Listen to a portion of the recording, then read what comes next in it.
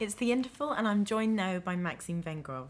It's great to see you again. Congratulations on the performance. Have you enjoyed it so far? Yes, Nicola, thank you very much.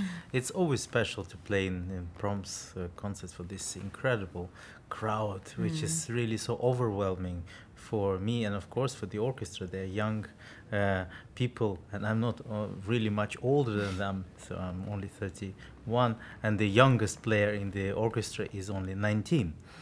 And what makes so special this project that Mozart wrote his violin works around that age, so he was about 19 or 20. And of course today is the greatest occasion for us to explore music of Mozart here in front of our beloved audience in Proms in London. Now, Mozart's day it was usual for the soloist or the first violin to conduct the orchestra. Do you find it more draining or more tiring to do both, to conduct and to perform solo? I find it incredibly amusing to play and conduct. You know, I always hated practicing alone. I must tell you that when I was growing up in Siberia, you know, practicing my violin all the time. But now, when I have as many people I can make music with, the better is. And to play on stage in front of public, it's great joy. But to play and conduct the orchestra, it means we're all taking important part and we're all participating. You see, the Mozart concertos designed that, of course, there is one soloist, but the orchestra takes almost equal part. It's like a chamber music. There's a lot of comments by the orchestra, you know.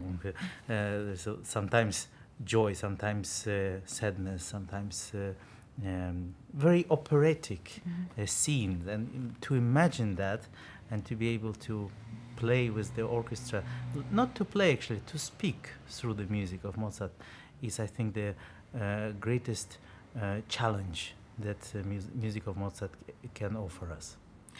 You're also an accomplished violist. How do you feel that's altered and changed the way that you play the violin? When I got in touch with viola, my sound on the violin started to be more deeper. When I played and explored the conducting, then I think I've broadened my views not to hear only my line of the violin, but also I could be in touch with the whole orchestra. So I think every challenge that musician is undertaking will, one way or another, will influence him and brings so much enrichment into one's life. So we're about to hear Mozart's 29th Symphony. What drew you to this symphony in particular? I chose this piece of Mozart for its incredible refinement. In spite of its clarity and simplicity, is one of the most complex works that are written for the chamber orchestra. It requires really incredible sensitivity from all the players, and everything is see-through.